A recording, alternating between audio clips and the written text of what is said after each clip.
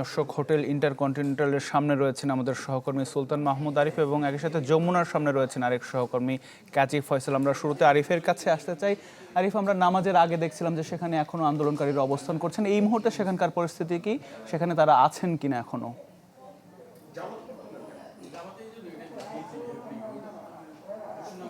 আতিক, নবম পে স্কেলের দাবিতে যারা আন্দোলন করছেন তাদেরকে ইতিমধ্যে এখান থেকে সরিয়ে দেওয়া হয়েছে, তবে তারা আশপাশের এলাকাগুলোতে ছড়িয়ে আছেন এবং এরপরও যেন আবারও যেন না আসতে পারে। আমার পেছনে দেখতে পাচ্ছেন আইনশৃঙ্খলা রক্ষাকারী বাহিনীর সদস্যরা রয়েছেন, বিজিবি সদস্যদের উপস্থিতি কিন্তু এখানে রয়েছে এবং পাশাপাশি পুলিশ সদস্য, এপিবিএনের সদস্য যারা, তাদের উপস্থিতি কিন্তু এখানে রয়েছে। অর্থাৎ আবারও যেন তারা এখানকার অর্থাৎ প্রধান উপদেষ্টার বাসভবনের দিকে যেতে না পারে এবং আবারও যেন তারা এখানে একত্রিত হতে না পারে, সেটি মূলত নজরদারিতে রাখছেন আইনশৃঙ্খলা রক্ষাকারী বাহিনীর সদস্যরা এবং বলা যায় যে অনেকটা যান চলাচল স্বাভাবিক রয়েছে। এবং আপনি জানেন যে গতকাল রাত থেকে ইনকিলাব মঞ্চের যারা রয়েছেন শহীদ ওসমান হাদি হত্যার বিচারের দাবিতে তাদের একটি বিক্ষোভ আন্দোলন চলছিল, তারই অংশ হিসেবে তাদের যে বিক্ষোভটি সেটি কিন্তু এখন পর্যন্ত চলমান রয়েছে এবং ইন্টারকন্টিনেন্টালের সামনে ইনকিলাব মঞ্চের যে সদস্যরা তাদের উপস্থিতি রয়েছে এবং তারা বলছেন যে যতক্ষণ পর্যন্ত না, অর্থাৎ তাদের যে দাবি যে জাতিসংঘের তত্ত্বাবধানে শরীফ ওসমান হাদি হত্যার বিচার যে তদন্তের ভার সেটি যেন জাতিসংঘকে দেওয়া হয়, সেই দাবিতে তারা যে আন্দোলনটি করছেন সেই আন্দোলনটি কিন্তু এখন পর্যন্ত চলমান রয়েছে। তারা এখানে জুমার নামাজ আদায় করেছেন এবং এখানে তারা তাদের অবস্থান কর্মসূচি পালন করছেন।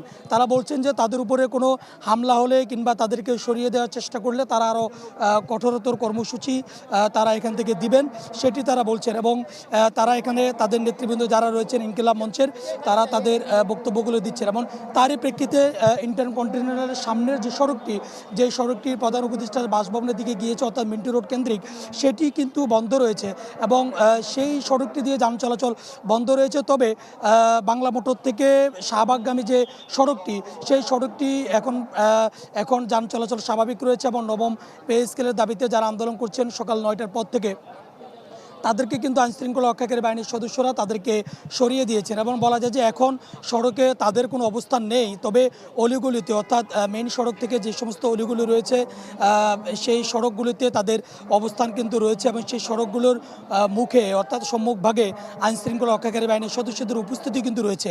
অর্থাৎ আবারও যদি কোনো রকম বিশৃঙ্খল পরিস্থিতি তৈরি করতে চায় তাহলে পরিস্থিতি নিয়ন্ত্রণে আনার জন্য আইনশৃঙ্খলা রক্ষাকারী বাহিনীর সদস্যদের যে প্রস্তুতি সেটি কিন্তু রয়েছে। এবং অপরদিকে ইনকিলাব মঞ্চের যেটি আমি এখন দেখাচ্ছি এই চিত্রটি ইনকিলাব মঞ্চের সদস্যদের, তারা এখানে অবস্থান নিয়েছেন এবং তারা বলছেন যে তারা তাদের শান্তিপূর্ণ অবস্থানটি চালিয়ে যাবেন এবং তাদের যেই শান্তিপূর্ণ অবস্থান সেটি কিন্তু চলমান রয়েছে। এবং অপরদিকে নবম পে স্কেলের দাবিতে যারা আন্দোলন করছেন তারা আবারও নামার সংখ্যা রয়েছে, সেই সংখ্যা থেকে আইনশৃঙ্খলা রক্ষাকারী বাহিনীর সদস্যদের পূর্ণ উপস্থিতি রয়েছে। সব মিলে বলা যায় যে এখন পরিস্থিতি অনেকটাই স্বাভাবিক রয়েছে এবং আইনশৃঙ্খলা রক্ষাকারী বাহিনীর সদস্যরা তৎপর আছেন।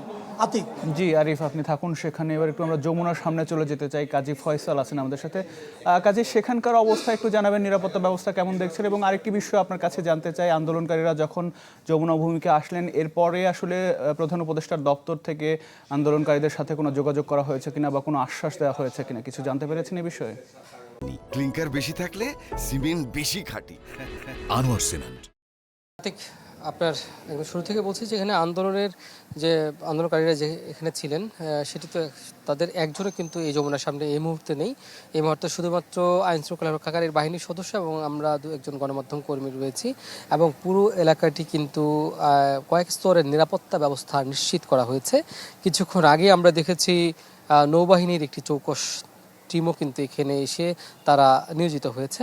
এর আগে কোস্টগার্ড, বিজিবি, সোয়াটের টিম, এছাড়া পুলিশের যে গোয়েন্দা সংস্থা রয়েছে, বিভিন্ন ডিফেন্সের যে গোয়েন্দা বাহিনীগুলো রয়েছে, তা প্রত্যেকটি সংস্থাকে আমরা কিন্তু এখানে এসে তাদের তৎপরতা আমরা দেখেছি এবং সাদা পোশাকে অনেকেই কিন্তু এই পুরো এলাকাটিতে কিন্তু দায়িত্ব পালন করছেন। সাধারণ কোনো মানুষকে কিন্তু এই যমুনার সামনে প্রবেশ করতে দেওয়া হচ্ছে না, সাধারণ কোনো যানবাহনও কিন্তু চলাচল করছে না।